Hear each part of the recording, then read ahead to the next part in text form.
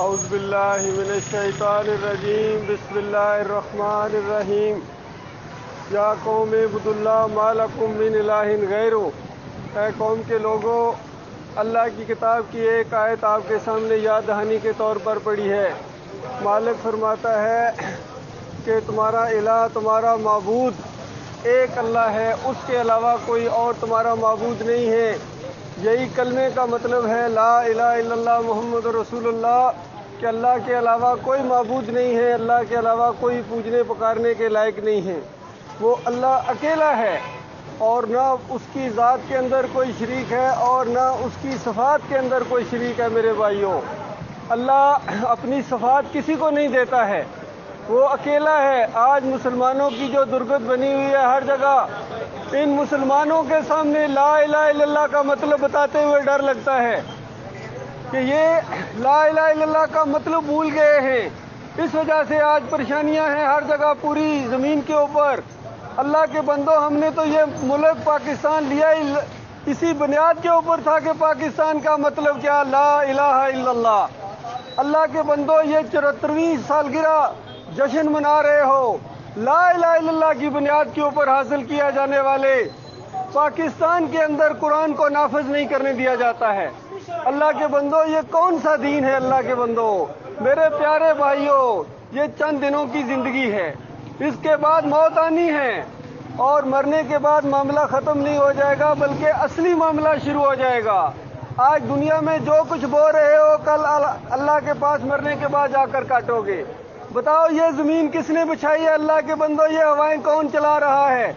کس کی طرف آپ کا دھیان جا رہا ہے کہ یہ بارش کا موسم ہے، ابھی بارش ہونے والی، اللہ کی رحمت کی بارش ہوگی. اللہ کے بندوں، یہی بارشیں ہوتی ہیں تو فصلیں اگتی ہیں.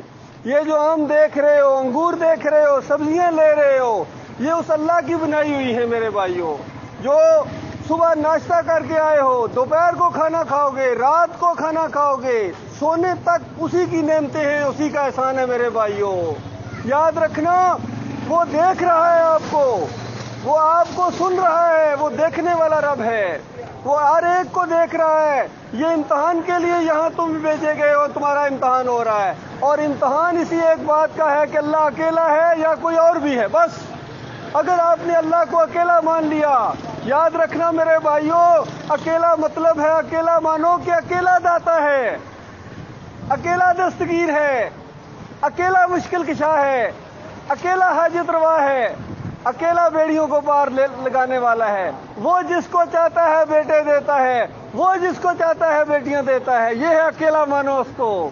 اور وہ جس کو چاہتا ہے کچھ نہیں دیتا ہے، جس کو چاہے بادشاہ بنائے، جس کو چاہے نیچے گداگر بنا دے. میرے پیارے بھائیوں، اس کے اوپر ایمان لے آؤ.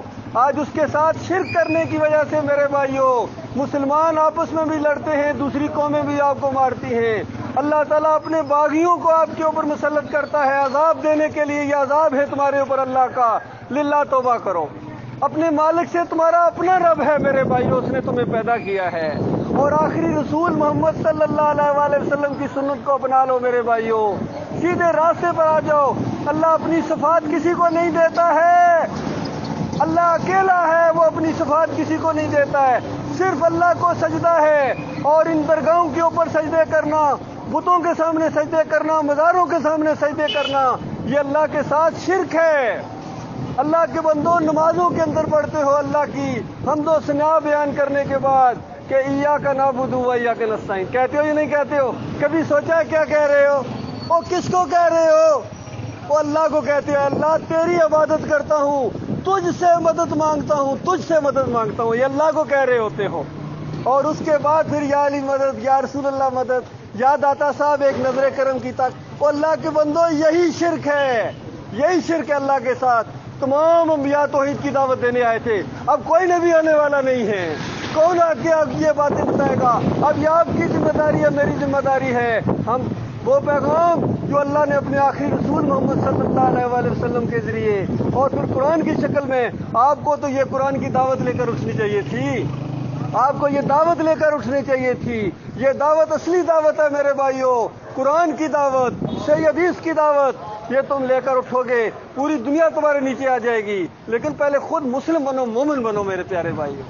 تب یہ معاملہ بنے گا۔ یہ نہیں کہ اللہ کے علاوہ دوسروں کے سامنے چادریں چڑھائی جا رہی ہیں، نظر و نیازیں کی جا رہی ہیں، ان کو پکارا جا رہا ہے، ان کو سجدے ثابت کرنے کی کوشش، اور ہمارے علماء لگے ہوئے ہیں، نماز پڑھنے کے پیسے لیتے ہیں، اذان دینے کے پیسے لیتے ہیں، سب کچھ دینداری ختم، دکانداری شروع ہو گئی۔ اللہ کے بندوں، یہ اللہ کا دین ایسا حقیر دین نہیں تھا۔ اللہ تعالیٰ غور و فکر کرنے کی توفیق عطا فرمائے۔ مانو گے اپنا بھلا کرو گے، نہیں مانو گے میرے بھائیوں تو سزا آپ کو ملے گی۔ آپ کو جہنم کی آگ کے اندر ہمیشہ رہنا پڑے گا، بیوی بچوں سمیت رہنا پڑے گا، دل مانے یا نہ مانے، کیونکہ وہاں فیصلہ ایمان خالص کے اوپر ہوگا۔ بات اچھی لگے، یہ میں کچھ کتابیں دے رہا ہوں، نجات کا راستہ ہے یہ، فلاح کا راستہ ہے یہ پڑھو اللہ کے بندوں، کوئی قیمت نہیں ہے اس کی، اور اپنے گھروں میں جو قرآن رکھا ہو اس کے ساتھ میں لاؤ، اور اللہ کے اوپر جم جاؤ، ایمان کے اوپر آؤ، اکٹھے ہو جاؤ میرے پیارے بھائیوں۔ کوئی ووٹ اور نوٹ میں لینے نہیں آیا ہوں آپ کے گلیوں کے اندر، میں ووٹ کا سوال کرنے نہیں آیا ہوں، میں چندہ مانگنے نہیں آیا ہوں آپ کے پاس میرے بھائیوں، میں گولیاں ٹافیاں بیچنے نہیں آیا ہوں آپ کے بازار کے اندر، یہ دعوت اللہ لے کر آیا ہوں۔ مانو گے اپنا بھلا کرو گے، نہیں مانو گے میرے بھائیوں سخت عذاب کا خطرہ ہے جو سر کے اوپر منڈلا رہا ہے، جہنم منہ کھولے آپ کا انتظار کر رہی ہے میرے بھائیوں۔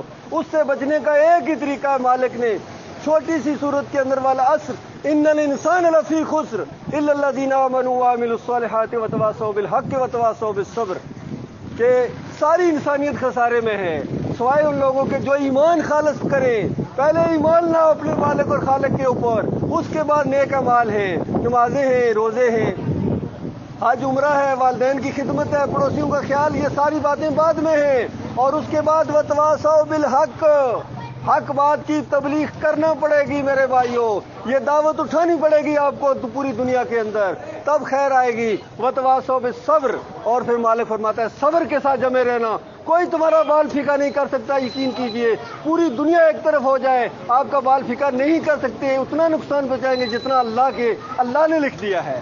اللہ تعالیٰ اس بات کو پھیلانے کی، اس کے اوپر جم جانے کی اللہ تعالیٰ توفیق عطا فرمائے۔ کوئی بھائی لے